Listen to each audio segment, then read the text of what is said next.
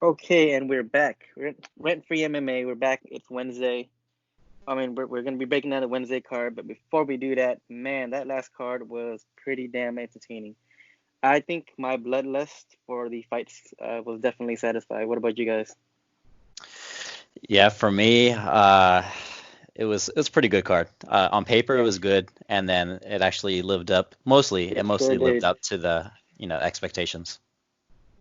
What do you mean mostly? You didn't dig it? What did you think was not up to the hype? I thought it was crazy.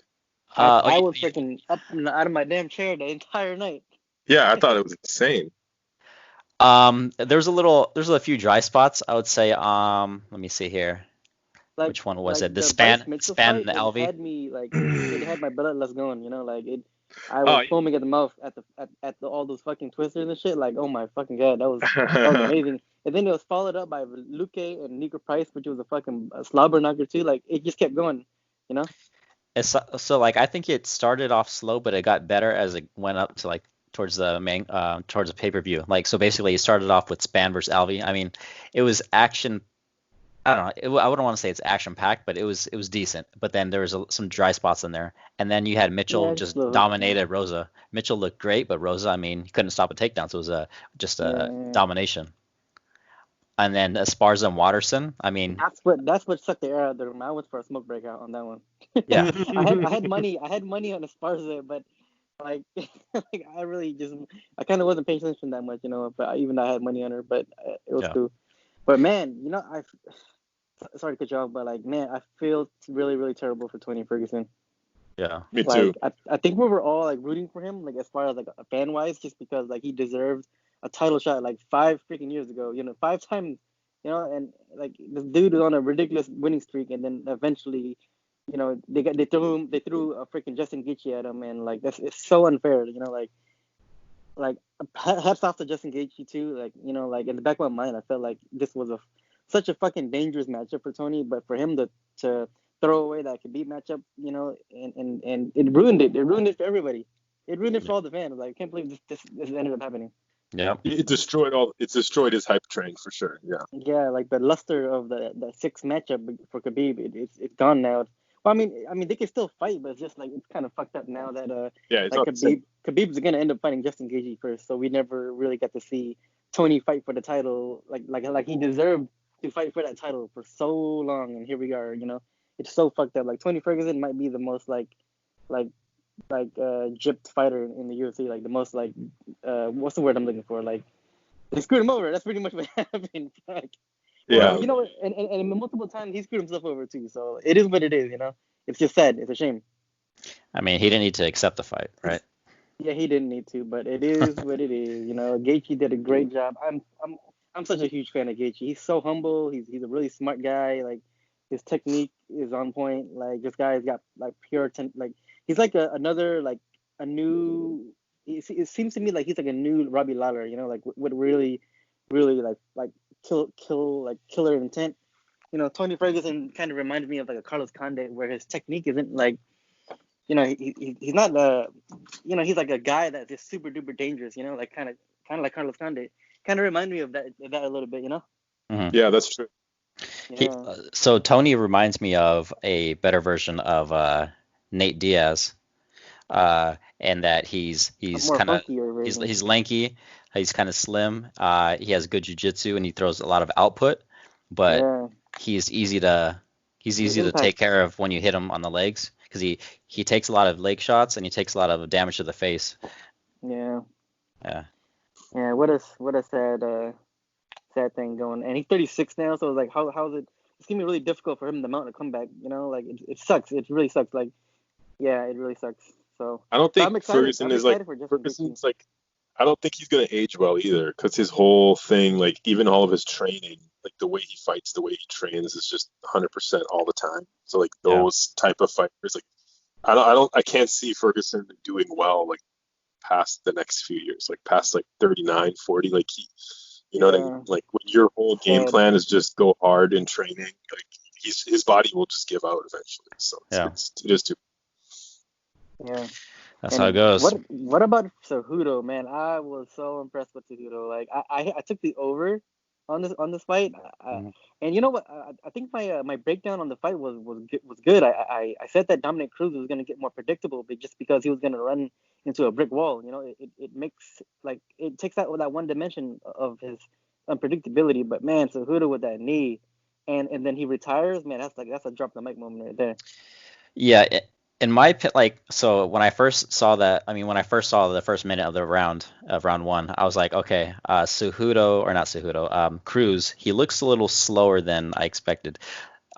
He didn't look himself, I guess. He didn't look as good as he used to. Like either way, even if he was at his best, the way Cejudo fought, he would have beat Prime Cruz anyway. But Yeah, just definitely. but Cruz just didn't look as fast as he used to, in my opinion. He didn't look as like he was hopping around, but not as well as he used to, and he also wasn't throwing output in the first round. He was just kind of hopping around without doing much, I guess. But Well, Cejudo was chopping his legs down. He was yeah, stopping all the movements, like all the like lateral and movements, and it kind of got him down to changing levels. And once he changed level, that knee came up. Like man, that was masterful by Cejudo. Like yeah. he's an anti wrestler right there. Hmm. Yeah. So Did and he Cejudo set such say a why block he's there. retired? Like he's I like at think the top of his game. Like that's so weird. he said he's starting a family and all that stuff. But of course, like I honestly think he'll come out of retirement at one point for a big money fight. So he's Yeah, got leverage. Now he's got the leverage. yeah. I think that could be a good move. Like let's say you It is want to take a a year smart off, move. you I just like it. go It's a power move. retire. It's like I and like then it. I like when it. they can bring him back for like some big event, and there's going to be a lot of Yeah, hype behind him because this I guy's coming agree. out of retirement. That's Blah blah blah. exactly what's gonna happen. Whereas Yeah. like if you just keep fighting and keep crushing everybody, like Demetrius Johnson, like you get no respect on your name, you get no Yeah, hype, right? If he Yeah. retires and then comes back, and then he's going to be hyped. It's kind of it like also allows interesting move. it allows the contenders to kind of like eliminate each other as well, and then Mhm. For whoever sure. like lands up on top, he can take that person rather than him having to go through a gauntlet of training camps and having to take all these guys out. You know. Yeah. So it's a very Yeah. smart move on a bit smart career management move as well. And what about Ngannou? This is Oh Deontay my word. Wilder, like MMA's Deontay Wilder.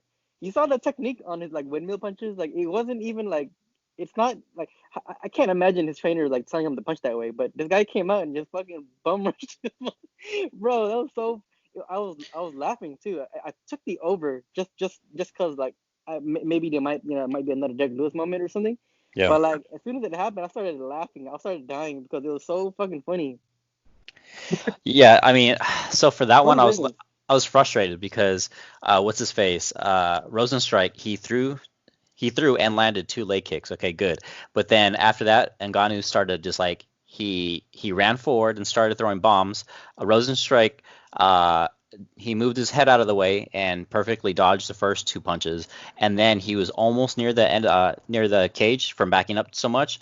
And then the third, I guess it was probably the third punch that Ngannou threw, it connected, and it was just like I was for being a good technical striker as well as a counter striker, and he basically just backed up in a straight line. I was really Yeah, surprised with Rosenstrike when I saw that. yeah. But I mean, so I mean, That's if he would Deontay have, Wilder, man. I'm telling you, he Francis was Ngannou is Deontay. he just needed to cover up in that spot and like move side to side instead of backing up in a straight line. You'll cover So up while that giant gorilla's coming after you.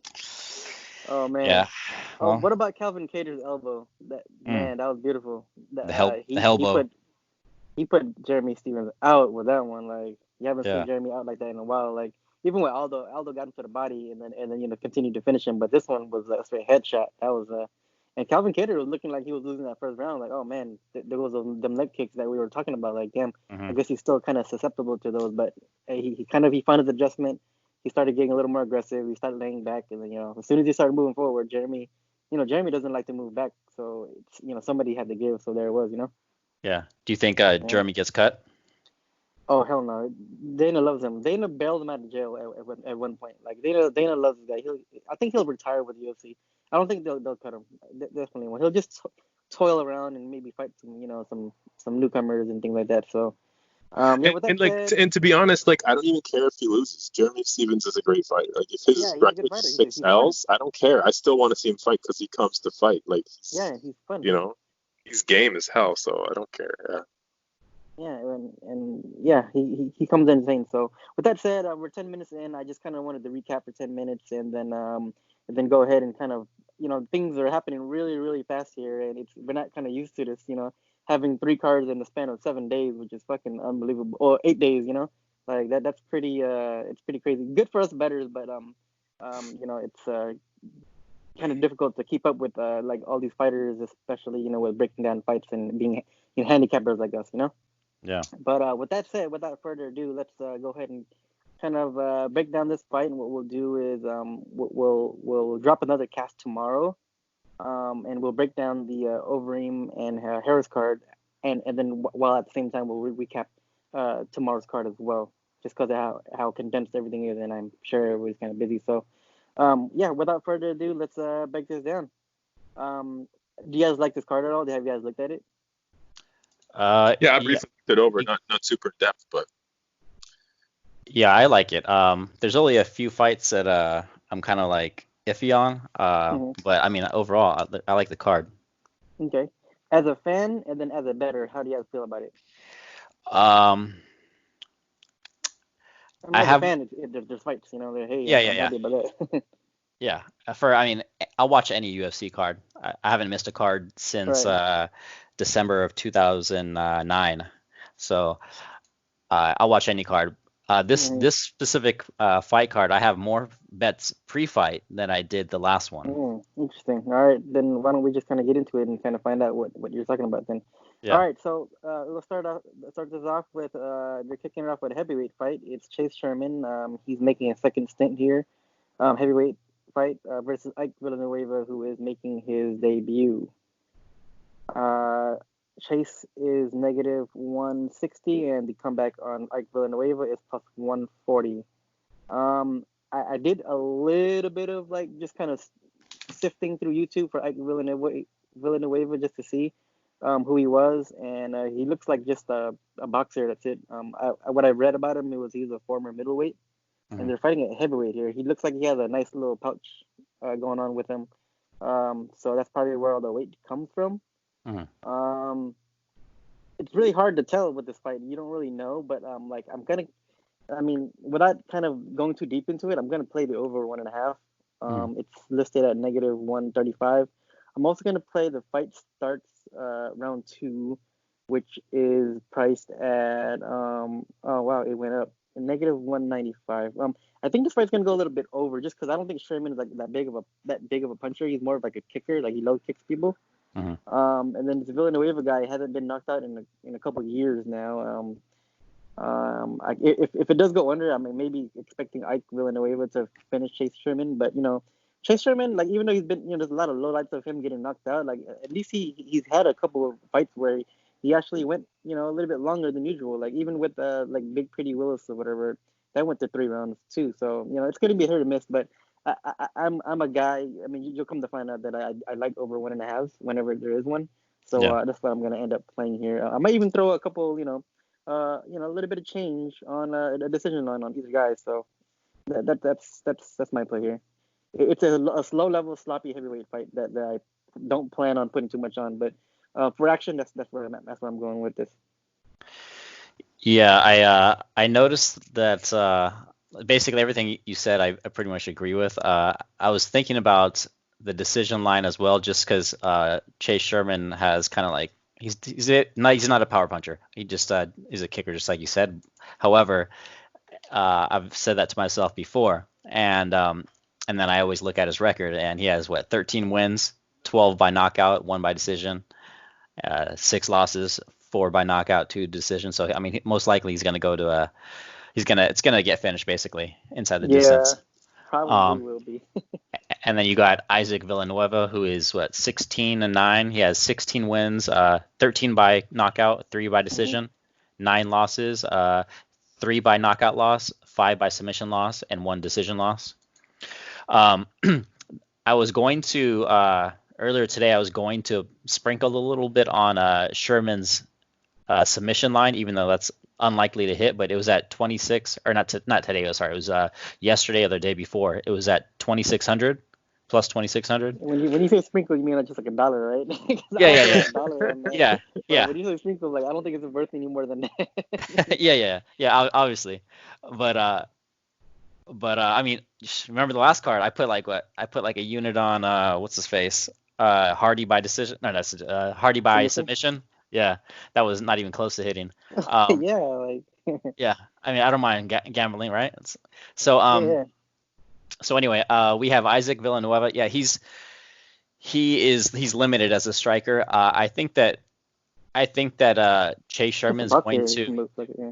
yeah, I think that Chase Sherman is going to use his kicks to keep it on the outside and just kind of pick away, and then he'll counter Villanueva whenever he gets a chance. I like the over 1.5 that you mentioned earlier. hmm I don't have any bets on this fight at the moment, but I do like the over 1.5 that you mentioned earlier.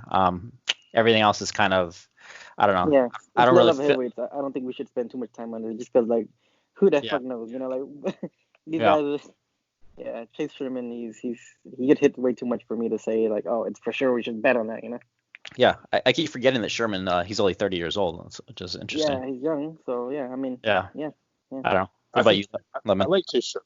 Yeah, like you said, it's a low level fight, but he has UFC experience. He has UFC experience. He's like 6 years younger. I think he's gonna be a little better, but like he's super hittable, so it's not a big play. But I'll probably play Chase Sherman. Cool. Yeah. All right, just action play for him pretty much. So, all right, moving on. We have who's next? Like who's It's next here? Hunter Azure versus Brian Hunter Kelleher.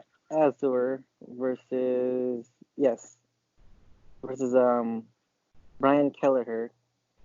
Kelleher is the underdog here. He is Boom. plus 175, and the comeback on Hunter Azur is plus negative 200.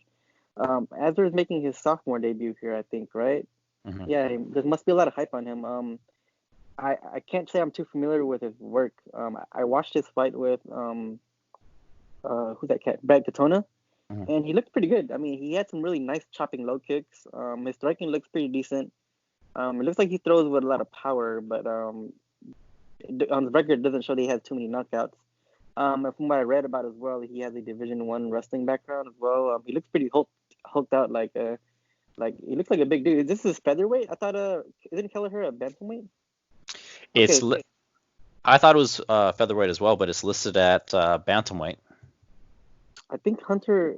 I mean, Katona is a featherweight, I believe. So yeah, it's gonna be a lot of matchups like this where guys are just taking fights in out of weight class just because it's short notice, obviously, you know. Hmm. So that even brings up another question there too, then, because Hunter Azar looks like he's gonna be the bigger man here. I just by like from what I remember from memory, I like Hunter Azar here, and I think he's probably gonna win a decision or a late finish here. I think Kelleher is really experienced. He's got that really good guillotine. He's kind of good everywhere, but not great anywhere. I think Azar is probably gonna chop his legs down and kind of beat him there and force force a bad fight out of Kelleher. And yeah, I'm gonna go with Hunter Azar here. Kelleher, he's always a scrapyard dog. He slings that right hand, with a lot of power. He's kind of really, he's really he's a very opportunistic fighter. But I think I've seen enough from Azar to think that he's a pretty solid guy, and he has a pretty good base. As far as the prospect goes, he's still younger too, he's 28. So yeah, I'm gonna go with him. It's not a super strong play just because I haven't seen too much of him, Hmm. but yeah, I'm gonna go with that. Hunter Azar by decision. Yeah. So I'm glad you mentioned that the weight difference. So what's his face? Kelleher. So when I first noticed this fight, I saw that it was set to bantamweight, and then recently, after I put a bet on Kelleher, I noticed it was at featherweight. So I have one unit on Kelleher at his money line of plus 150. I wish I would have Yeah, waited to there's get nothing that wrong with plus that. He one. fights for your money, so Yeah. So he has a good chin. He's able to throw a lot of punches. He has pretty good jiu-jitsu. He's not high level, but he has pretty good jiu-jitsu. And I didn't like Azur's last fight. I'm pretty sure he was taken down by his opponent. Katona. Yeah, so Katona took him down 3 times in that fight. And I don't know. I just didn't really like what Azure showed. Maybe it was his debut and he was like nervous. I'm not sure. But from what I saw in his last fight and what I know from Kelleher is that he's going to always he's going to work for it. Yeah. He's going to basically work for your money, right? If you put a bet on him, he's going to show up and he's going to do his thing, win or lose. So, yeah, I like Kelleher here. I'm not sure if he's going to be able to finish or whatever, but I do like Kelleher here at plus 170 or plus whatever he is currently. Yeah, I'd like the odds to be a little closer, but yeah, I haven't placed a bet on this yet either, but yeah, it's there's a lot of fights on here that I'm not 100% too sure. I'm not too confident on. Mm-hmm. And this is kind of one of them. They do. I definitely can't bet Azur at the prices. Like at the current prices, it's dog or pass for me. Yeah. And Yeah. Kelleher by sub is like plus 570, which is interesting because he subs a lot of people. Mm-hmm. And his KO TKO line is like plus 890. So those are both kind of interesting plays. But I mean, you don't have to get greedy. Like if you think he's gonna win, you could just bet his money line. But I think at plus 175, that's like a pretty good price for what I think will be a really close fight. Yeah. If you look at his stats on or their stats rather, or no, if you look at Azur's stats against Katona, so in the first round there was no takedowns, and Katona landed 5 strikes, Hunter Azur landed 8 strikes. Round 2 is where 2 takedowns came, so I kind of give him some excuse there. And then in round 3 there was 1 takedown. It was Katona landed 8 strikes, Hunter Azur landed 15. So basically, in total, Hunter Azur landed 41 significant strikes, no takedowns in that fight. So it's just, I don't know.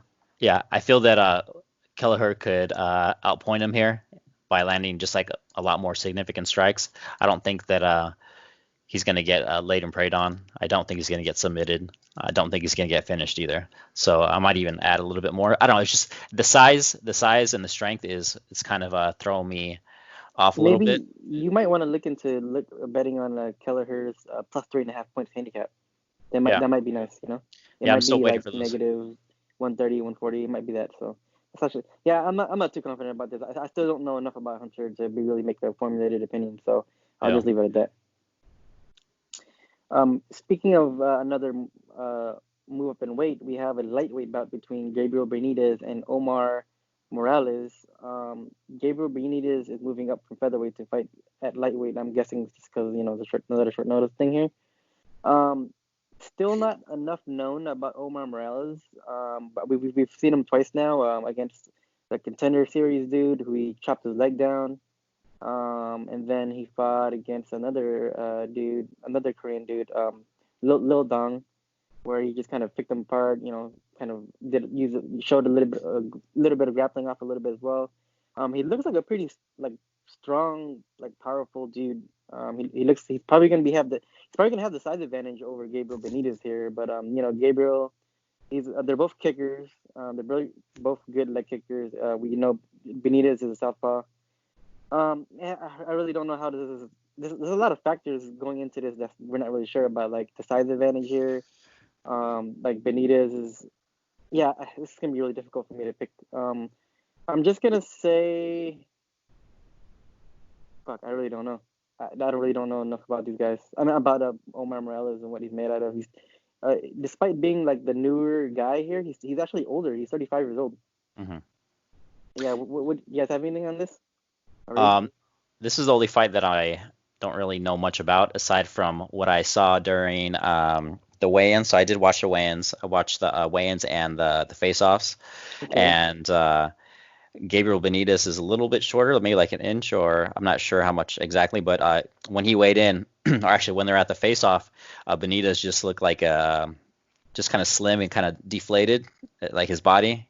and then you had Morales, who was a He little bit looks built up, taller, huh? and he was like, you could tell that he actually cut weight because he looked more sucked in, and so he's going to add a lot more weight by tomorrow, and Benitez is not going to be adding much weight at all. So I'm not sure how the size and the strength's gonna play in this specific matchup. From what I remember, Morales has some kicks on him, but Benitez also has some kicks. Yeah. And from what I saw in the last fight, Benitez should have the better hands, even though his hands are not great. But I'm not really sure. I'm not really confident in who's going to win this specific fight. Yeah, it's always weird when there's like some guy that just kind of comes like out of the blue, like we don't really know Ferrer like that much. Like he's some guy who shows up on the scene. He's 9-0. It's like I don't know. I always have mixed feelings about these kind of guys, like if they live up to their hype, you know. So I feel like Benitez is more like we kind of know like more what we're getting, right? Like because he's been in the Yeah. UFC for a while. We've seen him like he's picked up some decent wins. Like he beat Jason Knight a couple of years ago, and you know, so like to me, I want to go more with the guy that I know. Like Kate Benitez is a plus 165 dog. He knows the UFC game, you know. Did I And, read the article? and maybe like if the other guy's bigger, like Ferrer's more bulky, like that also can contribute to gassing. Like I don't know that he gasses, but I'm just more leaning to like the known quantity in Benitez. But it's not. Yeah, I'm leaning that way, but I wouldn't be betting him big if I did. As far as some physical stats, I'm looking at a fight metric. It says that Gabriel Benitez is 5'8" and Morales is 5'11". It didn't seem that way when they're standing next to each other, but I could be mistaken. So supposedly there's a 3-inch height difference there, and there's a 71 inches for reach for Benitez and 73-inch reach for Morales, and then Benitez is a southpaw and Morales is an orthodox fighter. Yeah, so lots of question marks going into this one here. Really hard to formulate a really strong opinion on either guy, but I'm just gonna close my eyes and go with Omar Morales here. But at negative 185, I'm not gonna. I don't think I'm gonna bet that. I just I need to see a little more from him just to kind of understand what exactly he's made out of. You know. Yeah. Yeah. I might fuck around. You know, like again, I love taking overs. Like just like that last card. Like dude, look how many overs there were. You know. Yeah. So I love taking overs. I'm probably gonna sprinkle a little bit on the over here. Is it negative 135 at plus 2.5? I mean at over 2.5 rounds. So I might do that. Just when in doubt, I always go with the over just for action plays, but not super confident in it. So Mm-hmm. all right, moving on. And just by the way, the odds I don't think I read it. It was negative 185 for Omar Morales, and Gabriel Benitez was plus 160. So yeah, why not the underdog? I wouldn't be mad at that. So. Next fight is a women's fight. I think we're just gonna breeze through this one real quick. Is it Sijara Eubanks versus Sarah Moras? Sijara Eubanks is negative 370. She should never have that price next to her name. I don't give a damn who she's fighting. Sarah Moras is plus 310.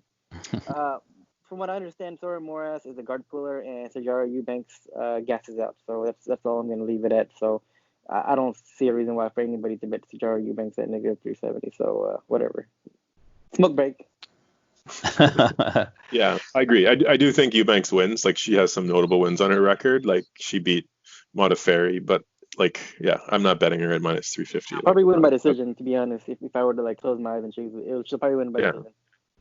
Or the over might be safe for like if you want to bet her, just bet the over. It's like minus 250. So.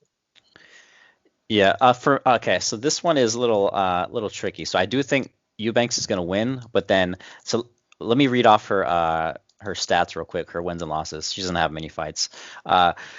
So this fight against Moras is it's at 135, so it's at bantamweight. So let's start with Eubanks' first fight. She fought at bantamweight. She won that fight. The next fight she had was at flyweight, so she went down 10 pounds, and she lost that fight. Then she fought again the next fight, and she returned to bantamweight. She won. And then she fought another bantamweight fight and lost. And then after that loss, she moved down to flyweight again to 125, and she beat Lauren Murphy at flyweight, and then she missed weight against Roxanne Modafferi. It was supposed to be at flyweight, and she won that fight. And then after she beat Roxanne, she lost. She went back to bantamweight, and she lost to Aspen Ladd and Betchkohea. So now she's taking another bantamweight fight, which she should win, but I wouldn't be surprised if she loses this one. Both girls have cardio problems. They have cardio issues. I would say Moraes has more of a cardio issue. She's comfortable working off her back. That's where she kind of likes to be, which is why I'm going to be taking Eubanks here. I wouldn't be surprised if Eubanks gets a TKO at some point if Moraes starts to get tired and then ends up on her back or curls up, or just because she's going to be giving up those positions. She's terrible on the feet, and Eubanks is not great on the feet, but she's okay for a girl, and she has decent power for a girl. And she's also the black belt versus whatever Moraes is. And speaking of Moraes, I mean, the name is pretty fitting, right? I mean, have you seen? Yeah, have you seen Sarah? Anyway. No, I haven't. Okay. I'll check it out when she ends up on the bottom. Just check it out. Yeah. Right. So yeah, I think that Eubanks should win this, but I mean it's a scary fight. It's definite pass for me, but I'll take Eubanks here by by whatever. I think Eubanks will win. Yeah. So I don't understand why this card. I mean, why like low level like WMMA shouldn't be on like the first fight of the night. You know, like why is this fighting over like other prospects? Like, it doesn't make any sense to me. But whatever. You know, neither of them, like, if they're not good, if they're not even good WMMA fighters, like, okay, maybe they look good, but like neither is the case. So why the fuck are they like? Over but to me, I think, in my opinion, like WMMA is like, it's like an investment in the future. Like they if they don't have girls in UFC, then no girls will want to do UFC MMA. You know what I mean? So like maybe in like 5 years there could be like some good. You know what I mean? Like this, really obviously this is trash. Sure. Like I bet you even Dana White is taking a smoke break on this fight. Like everybody knows this is trash, but it's a good investment. Like, you know what I'm trying to say? Like if 5 years there's like a really good women's divisions, like that's worth it, dude. I want to see women's heavyweight, dude. That would be fun. Oh yeah, that'd be awesome. Not really. Oh, dude. It would be awesome, believe me. Can you imagine like Big Country, somebody like Big Country, but a girl? That would be amazing. Yeah, it'd be like Gabby Garcia versus like some like fat chick from like Texas or something. It'd be terrible. Yeah. All right. Let's move along. All right, moving on. So we have a lightweight bout. Michael the Choker Johnson versus Thiago Moises. So Michael the Choker Johnson. Dude, this guy, like, what the fuck? He loses. Like, this guy has some really good wins. He's got wins over Tony Ferguson. He almost finished Justin Gaethje. He's got wins over who else? Like some really good names, right? Dustin Poirier. Who else? Plenty. Barboza. Like, this guy Marshall Barboza, and yet he's got losses to Reza Madadi, to fucking Stevie fucking Ray. What the fuck? He should have lost the split decision against Feely. He should have been on a 4-fight losing streak and got cut. Yeah. I forgot to read the odds. They're both 110 apiece, so there's pretty much even odds here. You know what? Like, I mean, he should be able to beat Thiago Moises, but I don't think he will. I think at some point in this fight, Thiago Moises is going to have him on his back, and then Michael Johnson is going to panic. He's going to panic, and he's going to get choked out, or he's going to get armbarred, he's going to get something. I don't know.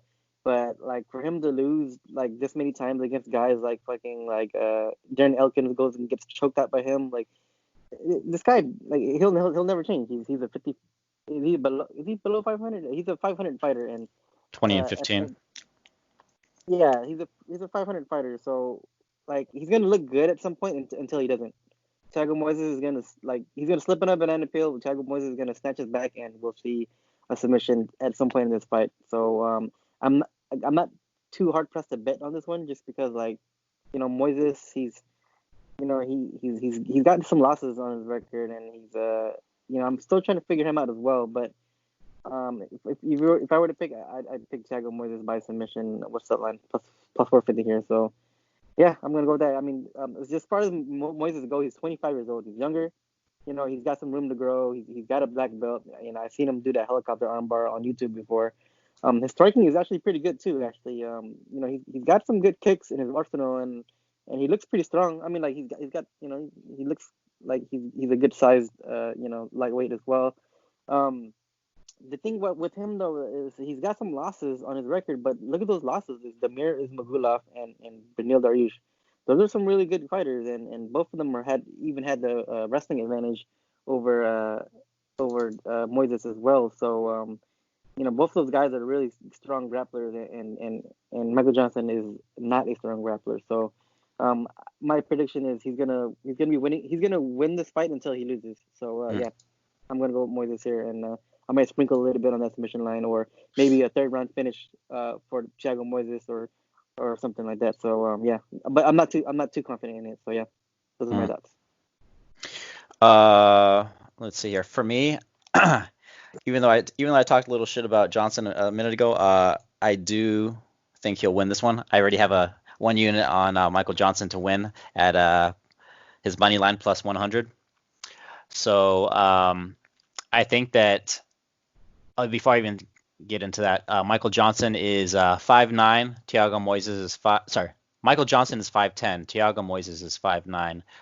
Michael Johnson has a 3-inch reach advantage, and Michael Johnson is also a southpaw versus an orthodox in Thiago Moises.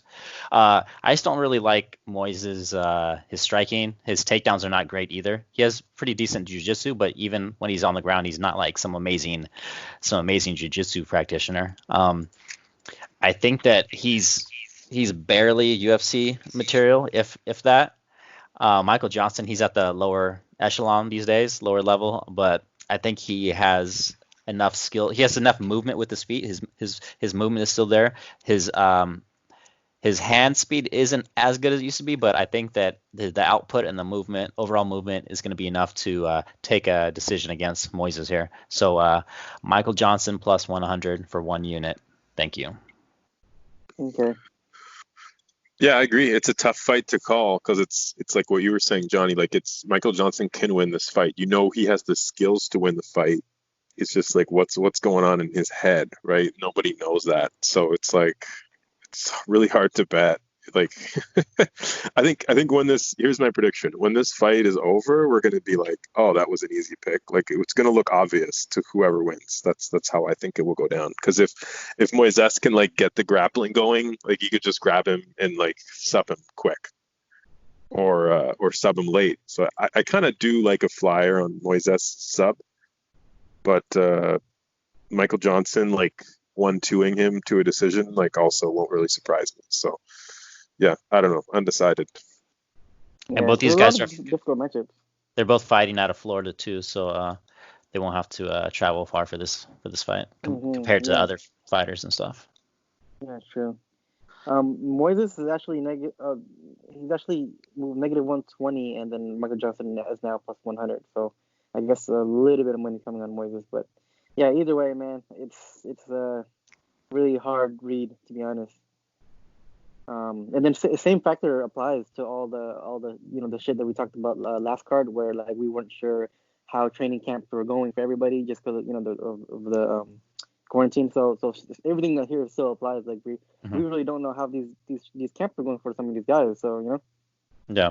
Especially somebody like Michael Johnson, who like I don't think discipline and his mental game is super strong, like we've seen. Yeah. So how much jiu-jitsu you think Michael Johnson been training? Exactly. You think in all the last 2 months he's doing a bunch of jiu-jitsu like in lockdown? He should be, but I don't think he is. Yeah. Well, I mean, Michael Johnson is still training with the same guys over in South Florida. So I'm not worried about that. He also had was it the last card? One of his other teammates fought on that card. Who was the guy that got cornered by Tyrone Spong? Shoot. Whoever it was, but yeah, so they're still active over there. But I mean, he could still have a brain fart. I mean, it wouldn't be a surprise if he kind of just shits the bed. Michael Johnson, that is. Brain fart Johnson. It's true, man. Yeah. He's winning until he's losing. So that's the story of his career. And he eats his shithole. So, anyways, moving on. We have the prelim headliner in Andrei Arlovski versus Philippe Lins. Philippe Lins is the debuting fighter. He came from PFL, if I'm not mistaken. Yeah. And he is a former light heavyweight moving up to heavyweight here. There's no way. What's the line here? The line is negative 165 for Philippe Lins, and Andrei Arlovski is plus 150. Yeah, there's no way in hell I'm going to be betting Andrei Arlovski in 2020. So, like, why? Why would you feel comfortable doing that? Unless they give me like plus 200, plus 300 odds against somebody, but like this is not enough for me to actually want to take like the chance on him. But I've seen a little bit of Lins. He's got like he's got some power on him. For some reason, like sometimes he doesn't he doesn't knock guys out like the way you would heavyweight would. Like he kind of goes and just kind of picks his shots a little bit. He throws leg kicks. He's got some jabs. He's got decent technique and things like that. But unless you kind of get in his face and like really get aggressive with him, then he'll like swing for the fences and go for the knockout. And he's got 3 knockout losses himself. So a little bit unknown on his end, just on how he's gonna perform at heavyweight. But I've seen enough from him to know that he's probably got enough in the tank to beat Andrei Arlovski at this age. So yeah, there's no way I'm gonna bet Andrei Arlovski here. 150, 165, it seems okay for me to bet on. So I'm just kind of low-key kind of blindly bet on Felipe Lins here. This sounds like a straight Arlovski fade. Yeah, I guess it kind of is. Like, yeah, it really kind of is. But I'll say one thing that's good about Arlovski. Like I think in a recent fight of his, I saw him starting to use different tools. Like I think it was against Ben Rothwell, fucking Ben Rothwell was a giant punching bag, but he's starting to jab more. I've seen some left hooks out of him. I've seen some kicks out of him. Like, wow, Arlovski is actually adding some arsenals to his toolbox at this accelerated age. So that was kind of surprising for me. But yeah, I'm not gonna trust this guy. So and then also he hasn't been knocked out in a couple of years before that Rosenstruck knockout. So I don't know. I really don't know. But yeah, that's me. That's where I'm at with this one. So for me, I actually like this matchup a lot. So not for a particular side, but I have 3 units on this fight. I have Arlovski and Lins start round 3. So I have 1 unit on minus 110 and then 2 units on minus 114. Just like you mentioned, Arlovski in his last fight, or in his last loss to Rosenstruck, he basically did some weird shit where he kind of just like rushed in there and tried to attack, and he moved so slow, and he was facing a much better striker who hits harder, who's faster, more technical, and he's a counter striker. It was just like it's a recipe for disaster. So he got finished there, but prior to that, I mean, he was going to decision, win and loss, like win or lose, he kept going to decision. And we have Lins over here who's making his debut, so he might have UFC jitters. Who knows? Even if he doesn't, he's not a high output striker. He's like a low to mid, usually like a lower output striker. He is dangerous, but I mean, he's not throwing enough strikes to make Arlovski feel pressured, and Arlovski will be able to have the slightly better foot movement, and he'll throw more strikes, even though there will be a lot of air punches, but he'll still throw more strikes, and he'll do enough. I think that he'll do enough not to get finished, at least in the first 2 rounds. And whether he wins a decision or loses a decision or loses in the 3rd round, I don't really give a shit. I just think that this is a good spot against a debuting fighter who a lot of people think that he's going to just go out there and steamroll Arlovski in the 1st round. I think it's a good spot just to take the starts round 3 bet here. Okay. Yeah, I kind of like the over too. It's because like I don't think Linz is really, like, just looking at his record, he's not that guy that walks in and just blasts somebody in the first round. So I do kind of like the over. And Arlovsky is he kind of has taken the what's his name, like the Econoreem approach. Like he's basically a decision fighter. Like he hasn't finished anybody since 2015. So I think his whole approach is like just go in there and try to like shadow box with people to a decision. Not shadow box. Like obviously some of his punches are hard, but it seems like he's not really trying to finish people. He's just more like, you know, box and be really safe and cruise to a decision. That seems to be his plan, which could work. Like if he starts lands of some good punches and starts piecing him up, Arlovsky could cruise to a decision here. Like that's possible, but yeah, I'll probably be betting Linz just because of what Johnny was saying too. Like Arlovsky's kind of fade material. Mhm. And Arlovsky is going to be even more hesitant than usual in this fight because he's coming off a loss and it's a knockout loss. So he's going to be more hesitant and trying to play it safe. And this guy's he has a little bit of hype behind him. He's a finisher, right? So I think this is going to make Arlovsky be more safe, especially in the first round. So that even makes me kind of like my bet even more. Yeah. Well, I think for Linz, it's like he's like if you look at their career trajectory, he's the surgeon fighter. He's not like super young, but he's like making his UFC debut. He's on the scene. Like, you know, most fighters in that scenario, they want to like go in there and put on a show. Whereas Arlovsky is on the tail end of his career. Like he's a legend, but he's on the tail end of his career, just kind of like the glass jaw.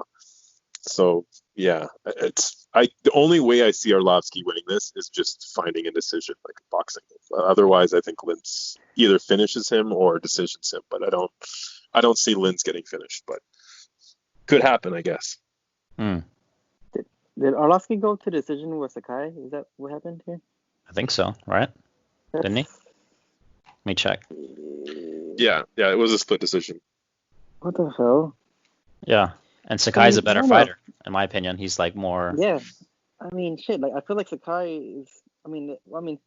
Yeah. You know what, man? This is all confusing. I really don't know, like, whether Linz is gonna knock him out either. And Walt Harris won a split decision over Arlovsky. The heavy-handed, fast twitch muscle Walt Harris couldn't even knock him out. Man, heavyweight fights is really, really like. Heavyweight fights is a crapshoot. Walt Harris is like he moves better. He has way heavier hands, and he's much more scarier, in my opinion, than Linz. You might be onto something, man. Maybe I might throw a little bit on Linz by decision.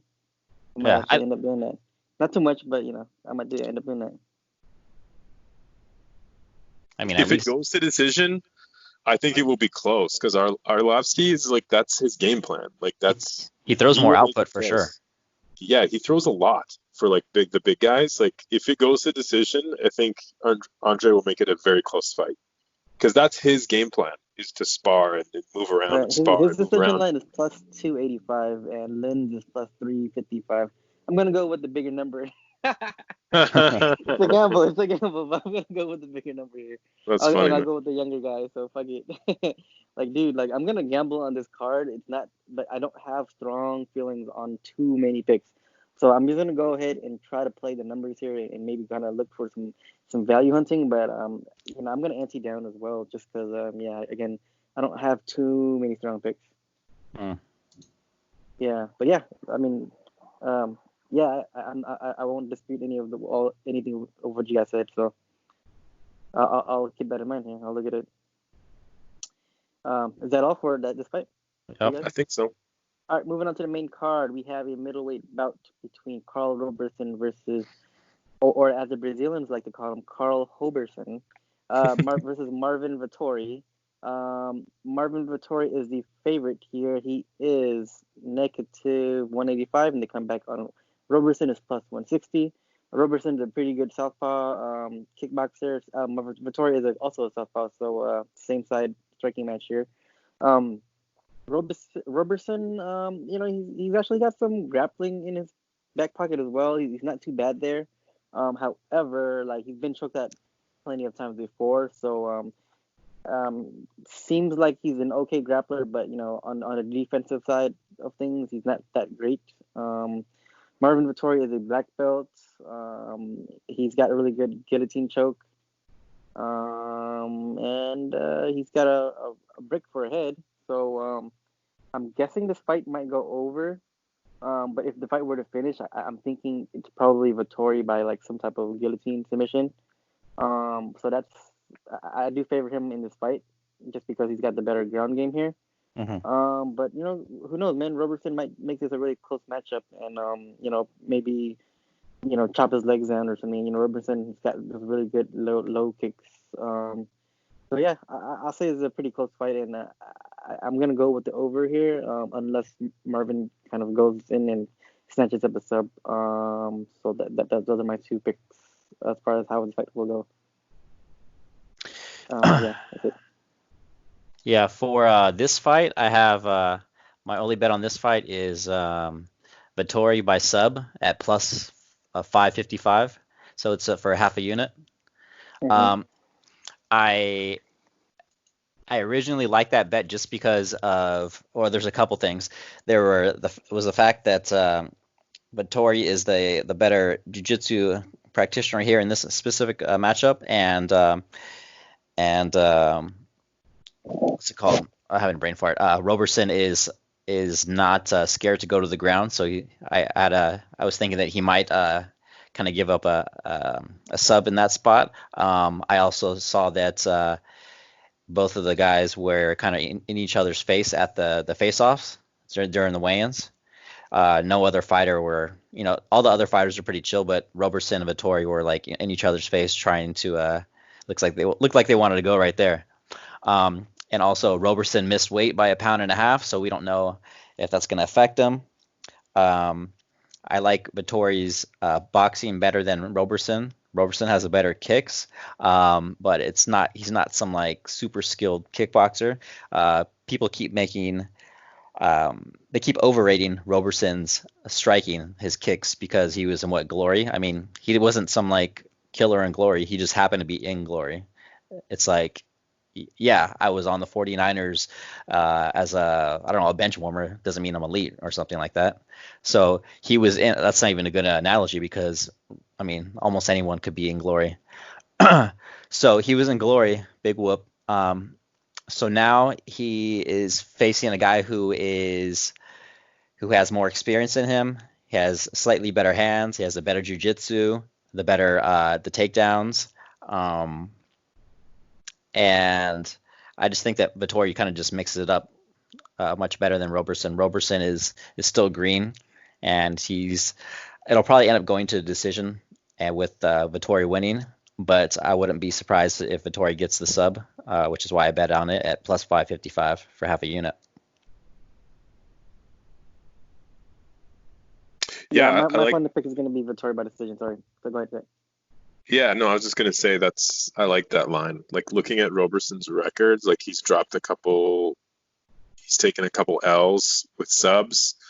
I just like Vettori. I like his game, and I think that sub line, like it's juicy enough that I think you got a guy that's good at subs versus a guy that's taken a few L's by sub, and he's young. Like I like Vettori's. Like I just like him. He's got good subs. He's overall pretty good fighter. I think it's not that unlikely that he finds a sub. So I'm riding with that as my play too.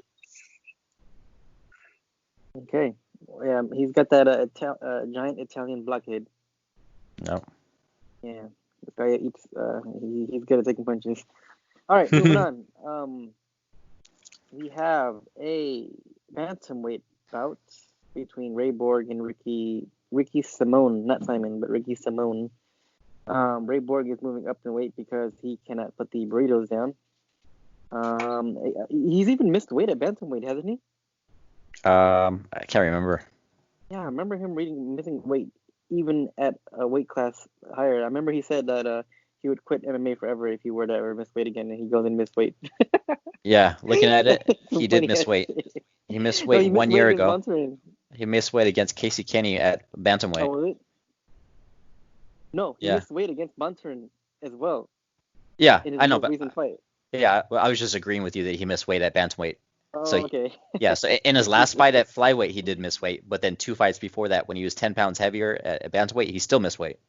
Yeah, this dude, I don't know, man. What's up with that? Like, I don't know how to like. Is that a good character flaw or something? I don't know. I don't know. Um, Ricky Simone is the favorite coming in at negative 155, and the comeback on Ray Borg is plus 135. I'm not gonna lie, like seeing a plus sign next to Ray Borg's name is really enticing, just because Ray Borg is Ray Borg. He's a really really like good wrestler, like really good wrestler. Um, However, in this fight, he's going to be fighting a guy who's kind of very similar to him. Like Simone's also a pretty good wrestler himself. He's got some pretty good takedown defense as well. So I'm going to be really intrigued to see who's going to be like the more dogged like wrestler here. Mhm. Simone seems to be the bigger dude. Obviously, he's at a bantamweight, versus a flyweight here.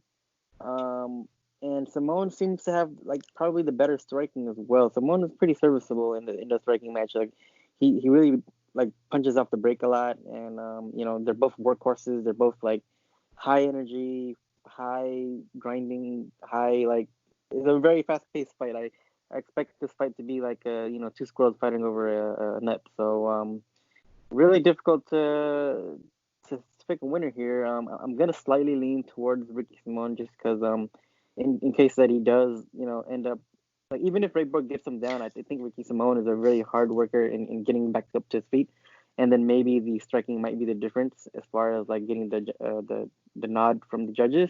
But I mean, man, like seeing a plus sign next to Ray Borg's name, I really it's kind of enticing here. And I looked at the over for this fight; it's negative 305. Fuck all that shit. So Mm. yeah, it's difficult for me. Difficult for me to pick this one here. Yeah, really difficult. What about you So I think that I'm gonna side with Simone here. I do have two bets on Borg, but I'll explain why. So my overall pick is I'm leaning towards towards Simone's way via close decision, just due to his, which you kind of mentioned already, his size and the strength. So let me mention their stats real fast. We have Ricky Simone, who is 5'6". Ray Borg is 5'4". Simone has 6-inch reach advantage. guys? Yeah, 69 versus 63. Okay. And then we have they're both orthodox. What's what's kind of scary, but which I don't think will be a problem in this specific matchup, is the fact that Simone, he absorbs 3.79 strikes per minute, whereas Borg absorbs 1.68. Just that I don't think it's going to be a big problem in this specific matchup because Borg has short arms. He's not really a great puncher anyway. Yeah, he's never even actually kind of developed his striking that much. Like even leaving. Going to Greg Jackson, he didn't really improve his striking. It didn't seem like. And then we have takedown average per minute for Simone. It's 6.53. Borg, it's 4.26. Accuracy, they're both around 50%. And then takedown defense for Simone is 71%. For Borg, it's 50%. So my two bets on Borg are Borg by decision for 1 unit at plus 247.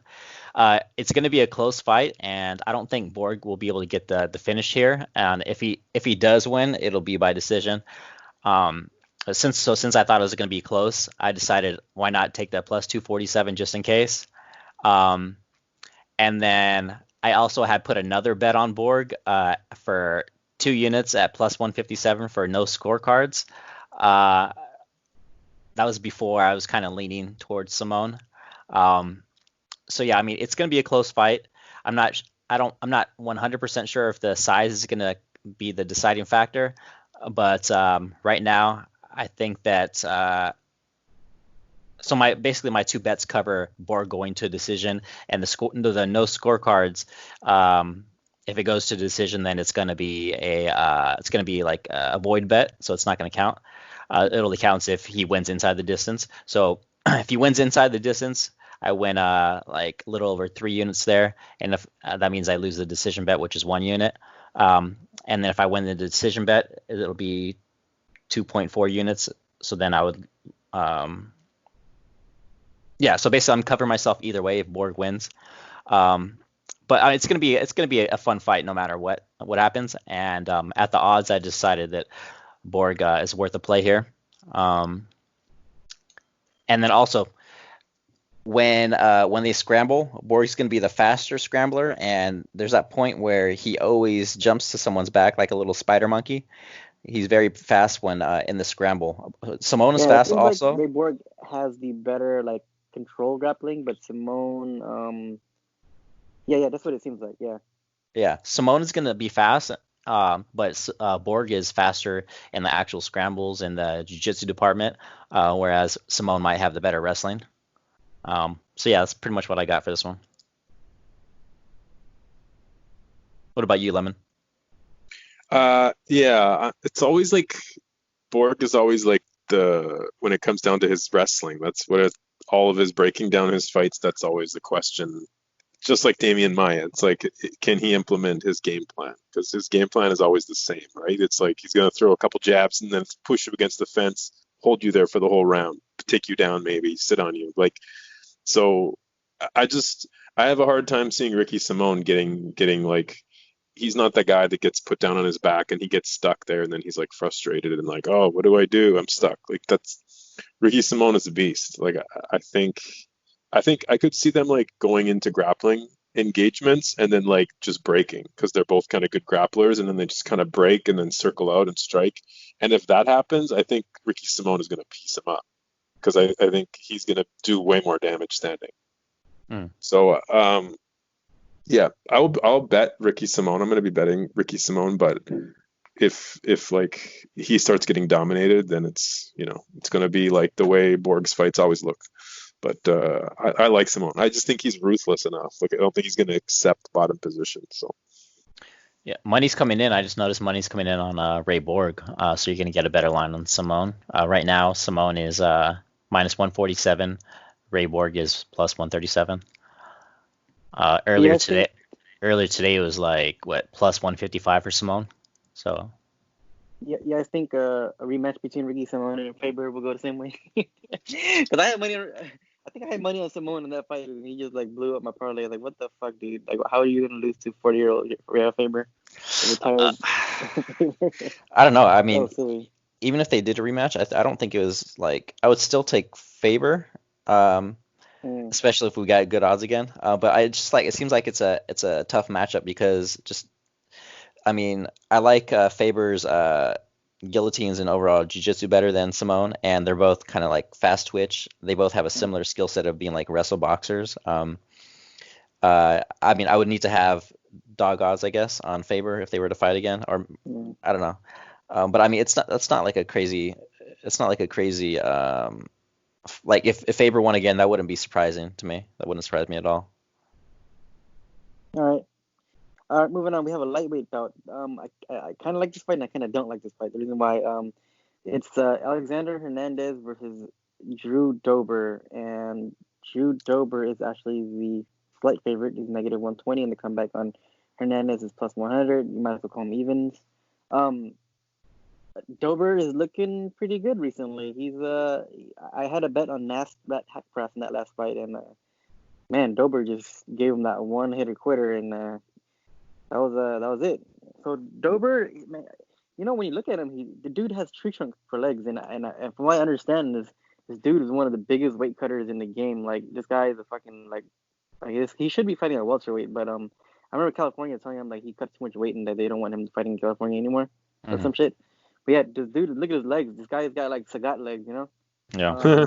So you'd be surprised for him to not like I don't know why he like coming into the UFC like he didn't have that many like knockouts. I remember they billed him as a Muay Thai fighter, and he just wasn't really knocking people out. But lately, he's been putting guys out. So maybe he's kind of coming into his prime at the age of 31 now. Here. Um, Now with Hernandez, he's a mystery. I don't understand Hernandez because when he came into the game, he came out and blitzed Dariush and knocked him out in like whatever like in the first minute or so. So I'm thinking like okay, this guy's a fucking like and he's pretty built himself. Like both these guys are fucking like yoked the fuck out. Like with barely any body fat on them. So he goes out and knocks out Benil Dariush. I'm like, okay, this guy, he must be super aggressive. So then he goes and fight Aubin Mercier, and he just, he goes out and just he's now that I understand, like, this guy's a fucking back taker. This guy's extremely strong. He's a like very aggressive grappler.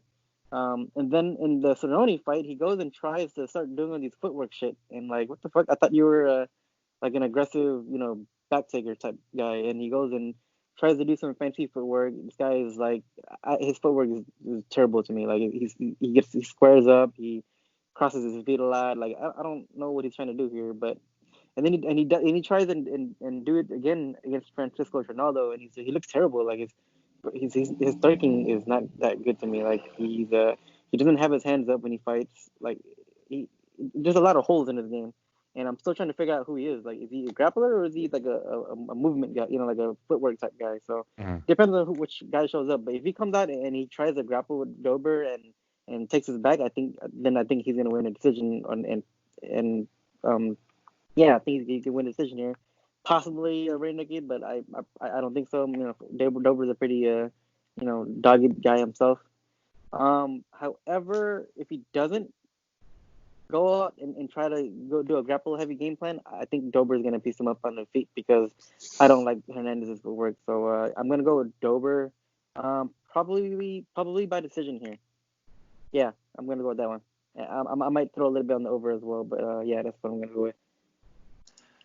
Yeah, I love this fight. It's aside from that one Arlovsky Linz starts round 3, so just basically 10 minutes. Aside from that specific bet, Drew Dober, 3 units on Drew Dober's money line, -110 is my biggest bet of the night.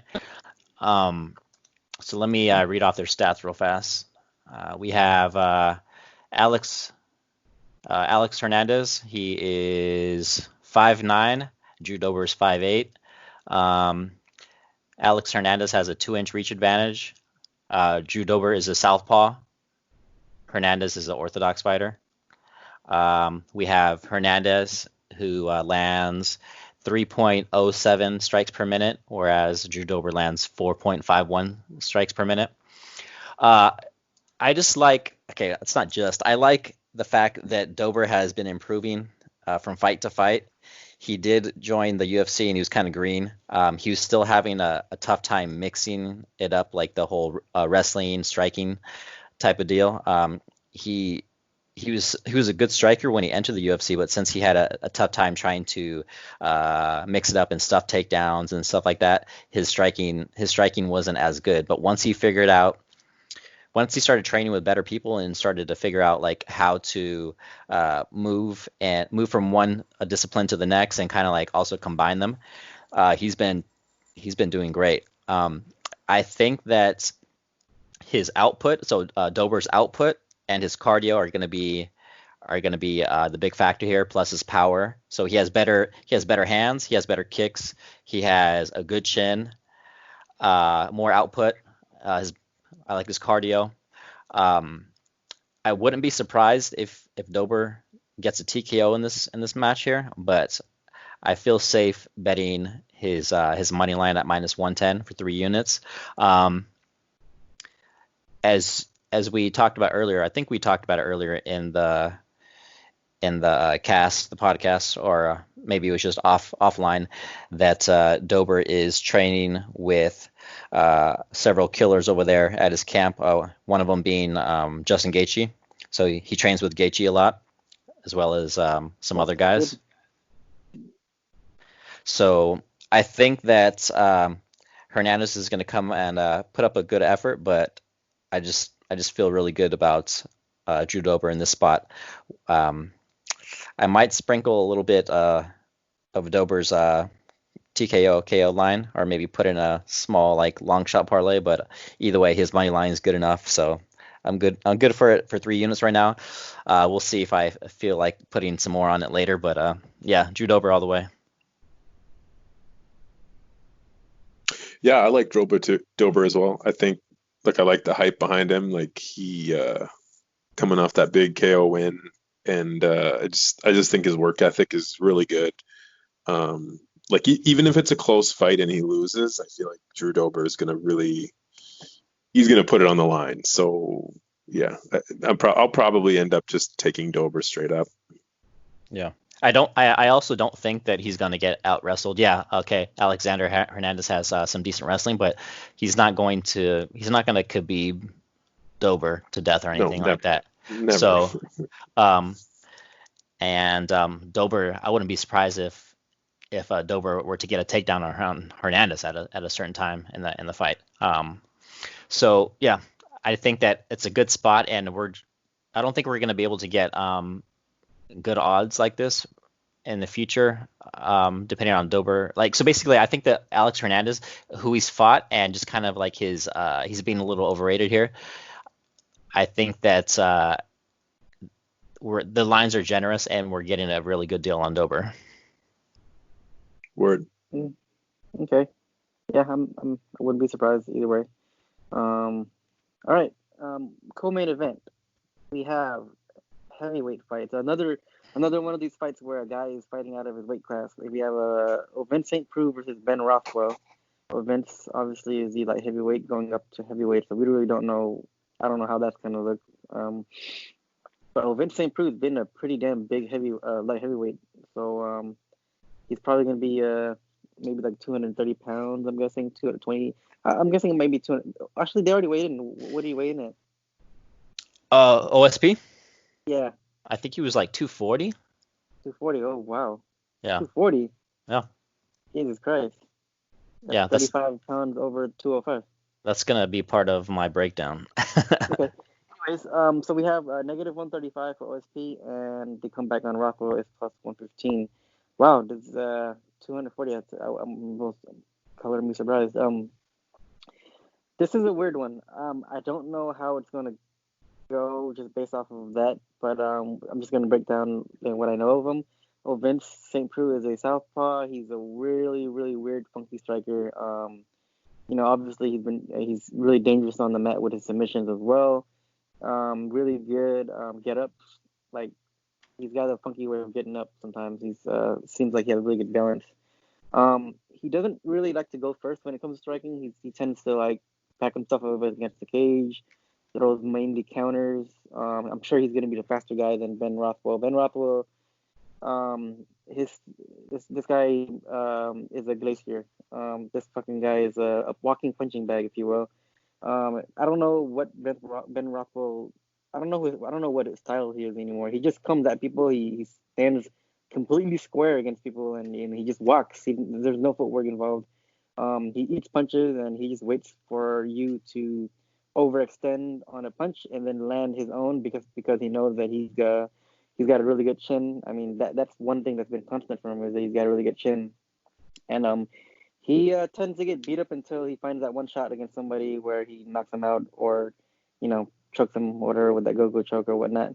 So he's just a big giant bear punching bag up until he finds his own finish. So really, I mean, how they match up is I'm expecting Ben Rothwell to walk forward and just march forward and eat whatever OSP gives him, and OSP is either going to pick him apart and move because he's faster and he's probably got the cleaner striking, or Ben Rothwell is going to win via just pressuring, maybe possibly finding a finish here because OSP doesn't really tend to have his hands up at all, or it actually might be a really, really ugly, stupid-looking decision, and the judges is going to have to choose on who does a better job. So I'm going to put actually some money on the over here. And that's what I'm going to go with. I'm going to put the over, and whoever wins this is going to be up to the judges. So, you know what? Just the last tidbit as well is just to compare Ben Rothwell when he obviously he's a lot slower now and really old, but he did.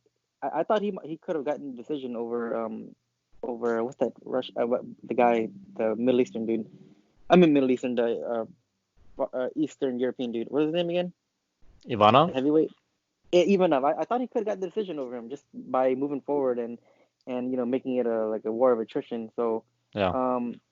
Yeah, and if Vince St. Preux's power doesn't like translate here and get Ben Rothwell thinking like stopping him in his tracks. I can see Ben Rothwell winning on the judges' scorecard by moving forward and pressuring him. So I might throw a little change on his decision line, but like I don't feel comfortable betting any money on Ben Rothwell at this point. Like this, I don't know what he's doing anymore, and maybe it's Ovin's decision. I don't know. I'm gonna go with over here. Yeah. So for this fight, I probably shouldn't have bet on it, but I have one unit on Ben Rothwell at plus 120 for his money line. So how I see this fight going is, let me first read off their stats. We have Ben Rothwell. He is 6'4". OSP is 6'3". Ben Rothwell weighed in at 265, and OSP weighed in at 240 and a half, so 240 pounds and a half.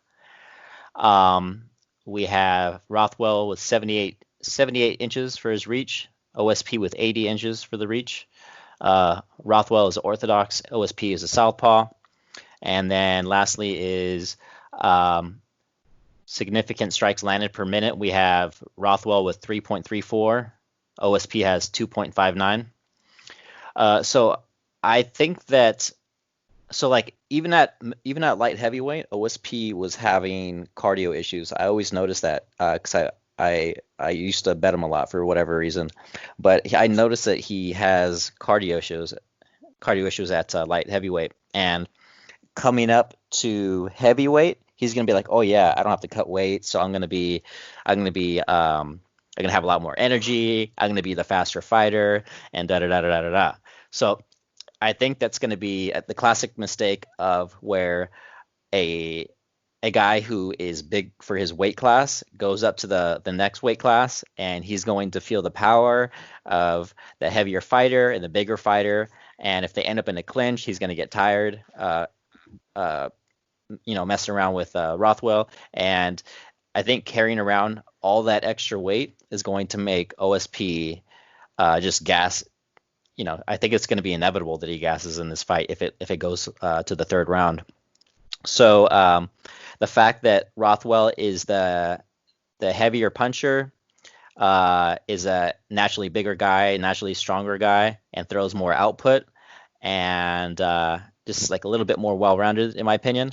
I think that Rothwell at the dog odds here is it's worth a shot. What about you, Lemon? Yes, somebody on the forum pointed out Rothwell no scorecards. It's only those no scorecards bets are only available on 5 dimes, but I like that bet because it covers what Johnny said is it covers like a really sloppy decision, which I think is pretty likely. Like if it goes to decision, I think it's just going to be that third round's going to be ugly and sloppy and slow.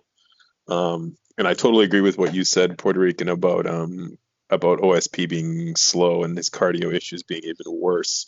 Like I think he's going to be a lot slower and fade bad. So yeah, my bet, it's a huge bet. I'm pretty big on Rothwell no scorecards because I like OSP could finish him, but he's like a notoriously hard person to finish, and I don't think he's going to get caught in like some sneaky choke. Like I don't really expect Rothwell to ever be on the bottom or like to get choked. Like that's really unlikely. I think most of this is going to be like in the clinch and standing up, and yeah, Rothwell's just going to be walking him down. So unless he gets caught with something, I think Rothwell wins this fight just by moving forward and Being a throwing big bombs. scary bear. That's what he's doing. Yeah, exactly. Like he's not technical, but he moves forward. So Well, you know how the no scorecards works, right? yeah. So if it goes to decision, you're just going to get your money back. You're not going to win a decision bet. Yeah, I know.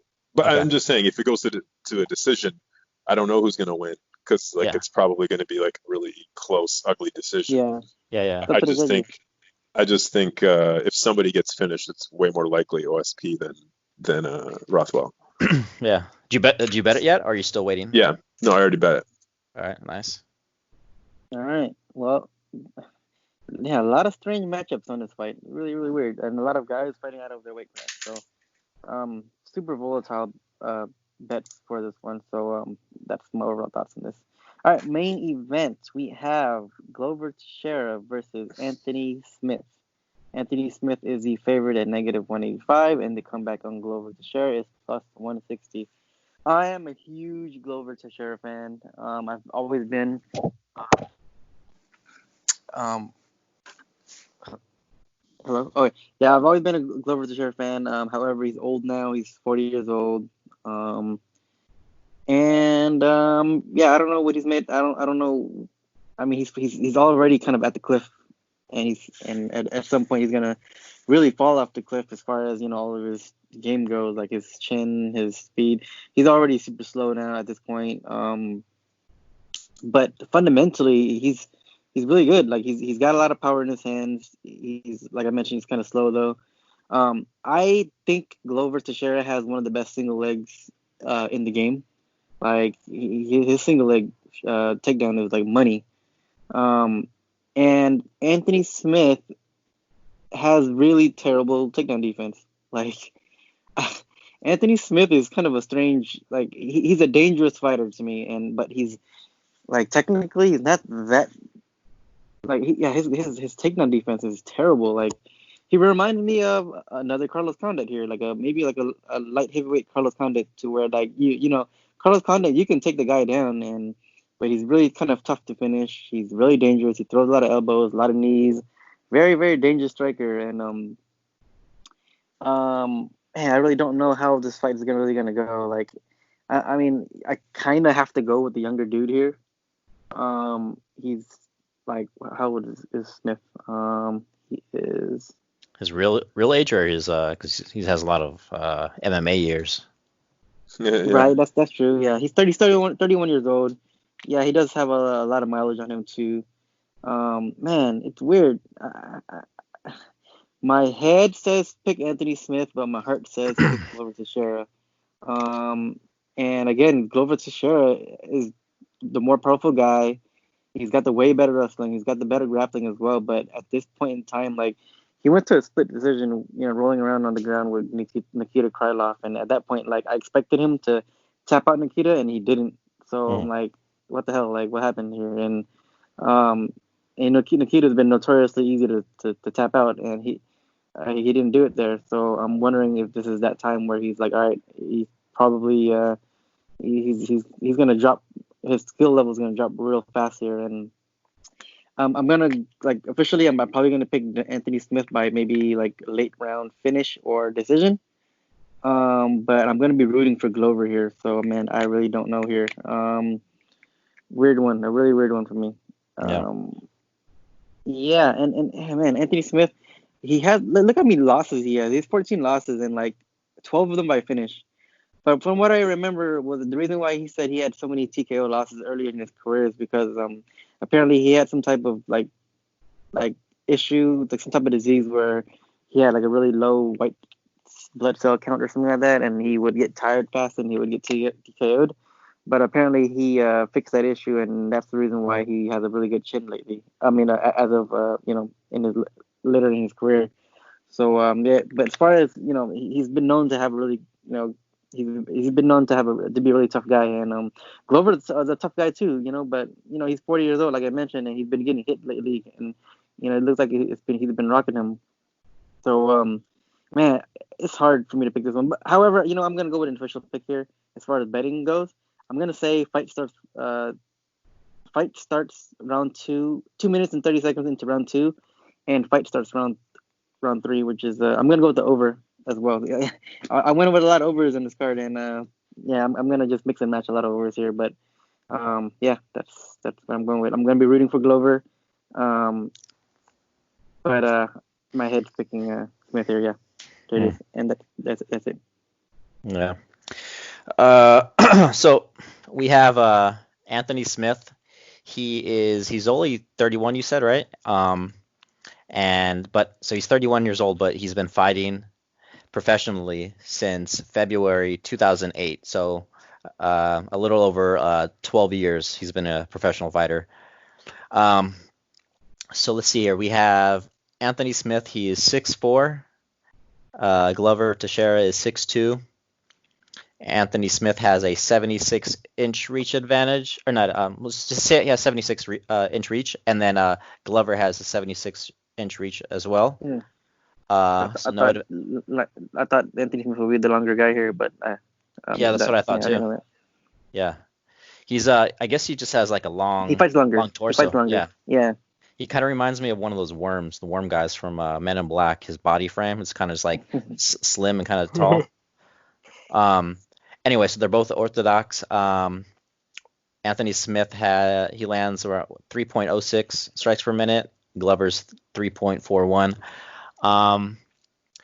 And then you have Anthony Smith. He lands 0.41 takedowns per on average for 15 minutes, and then Glover lands 2.0. So it's a big difference in takedowns. That doesn't make any sense. Yeah. What do you mean? Well, I mean, you said what's his face lands 4 takedowns a game, Anthony Smith? No, 0.4. So it's less. Oh, less 0.4. than I was about to say, point, like, wait a minute. 0.4. He's the one with the really bad takedowns. So okay, yeah, okay, Yeah. that makes sense. Yeah. Okay, sure. So less than 1.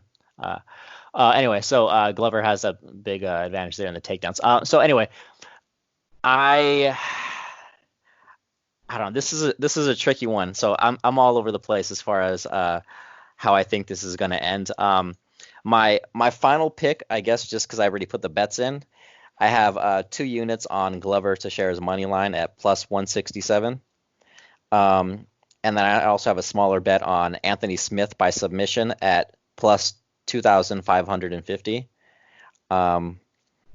So I don't think that'll hit, but just in case, I like to waste my money on random props that never hit. So my final pick is going to be Teixeira. I think that the boxing is close. I think Anthony Smith has a better kicks, but if he uses his kicks, he's going to open himself up to an easy takedown. So I'm definitely hoping he kicks. Glover has a better jiu-jitsu. They both have good enough cardio to go 5 rounds. Maybe Smith has a little bit better cardio, but it's not that big of a difference in my opinion.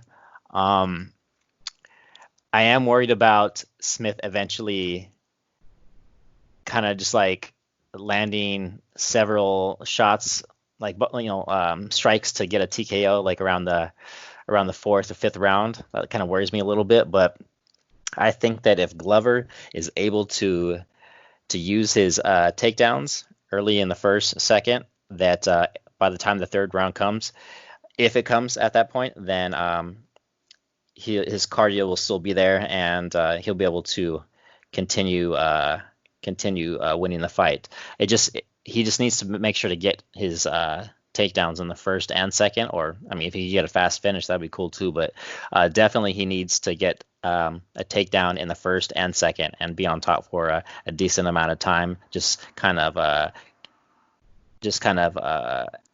racking up the points and also tiring out Anthony Smith. If he doesn't get a takedown and it just stays on the feet for the entirety of the fight, then it's not going to be good for Glover, and he'll definitely lose by TKO. But I think that if he can get those takedowns, then this will be a good spot for him. And at plus 167, he's on a 2-fight win streak or so.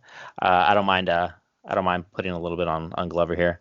And then we will be able to live bet all these fights too, since they're all on ESPN Plus. So we'll see how that goes. But yeah, so my final pick here is Glover Teixeira for 2 units at plus 167. All right. Yeah, I'm kind of in the same boat as you, Johnny. Like my head is like saying to pick Anthony Smith, but my heart is like I really want Glover to win. I like That's maybe the same for Gaethje and Tony Ferguson. yeah, totally. Fuck. I think if I was gonna bet Glover, I'd like his like finishing early. Like I think if he finishes in 1st or 2nd round, that's his chance to win. If he's still hanging around in the later rounds, like he's gonna get destroyed. Like he's gonna be tired and he's gonna get boxed up. Like we've seen recently the last 2 fights of Glover. Like actually so often he always gets wobbled early, and he just I don't know. I don't like his boxing anymore. I think he's too old for boxing with these young Yeah. guys. Like he's just not. He's not as fast anymore. His reflexes aren't there. And then but he can still win because he's savvy. So he'll grab a takedown, get him on the ground. He can either ground and pound or sub. So I like Glover maybe for an early finish. I hope that's what happens. But I think Anthony Smith's going to win this fight somehow. I don't know how, but I just think he's younger. I think he's going to win. But yeah. You know the weird thing about Smith, like in every single one of his fights, he's losing until he's winning. Like he's a Yeah. guy that likes to let people kind of beat up on him, and he just kind of hangs in there tough, and then Yeah. eventually, like later on, as the fight progresses, he goes out and then he pours out on the guys that he beats. So Yeah, which will be really bad for Glover. Like if Glover gets on top and pounds him for the first couple rounds, and then like the third round, Anthony Smith is still standing in front of him. Oh man, that's not going to be good. Yeah. Yeah, but that's not a good recipe for being a good I don't feel like that's a good recipe to like his style is for him to get taken down, get beat up, and things like that, and then he comes out and impresses you. Like that's like Homer Simpson style, it's weird to me. Like it's not a recipe for like a really good fighter, but he is a very dangerous guy. So like again, like compare him to kind of like Carlos Condit. He's got those elbows, he got the knees, he fights really long, he's very dangerous, but his takedown defense kind of sucks. So I've kind of compared him to that type of style of fighter. So man, it's really difficult to pick this one, but I'm gonna go with the over, like I always end up doing. So yep, that's my play. Yep. Any other thoughts on this card? You guys feeling feeling good about this or anything? I'm pumped to see a card on a Wednesday. I'll tell you that, man. I'll take it. Yeah, I'm pumped that you have some action on a Wednesday as well. Some betting action on a Wednesday. So I'm gonna be anteing down to probably like half units on this card though. However, just because, like I said, I don't have too strong feelings about this one. So any other last thoughts, Puerto Rican? Let's go, Drew Dober. Let's cash Drew it. Dober, all right. How about this? What fight are you guys excited to watch? Drew Dober and Alex Hernandez. Yeah. Yeah, I think that's a good fight. Yeah. Okay. And then maybe if you want like a scramble fest, Borg and Simon or Simone. Scramble fest. Yeah, I feel like there's not a lot of there's no single fight that I'm super excited, but it's a lot of middle of the road good fights that I'm like, yeah, I want to see that fight. Like the main event obviously will be good. Yeah, I agree. Cool. So what we'll do is we'll powwow again tomorrow, probably after the fight is over, after the main event, and then we'll do a quick 10-minute recap of what happened, and then we will drop another cast tomorrow on Thursday. For the Overeem and Walt Harris fight, which is also happening in the same arena in Jacksonville, Florida. And stay tuned. All right, fellas. All right, peace, man. Hope everybody hits something tomorrow.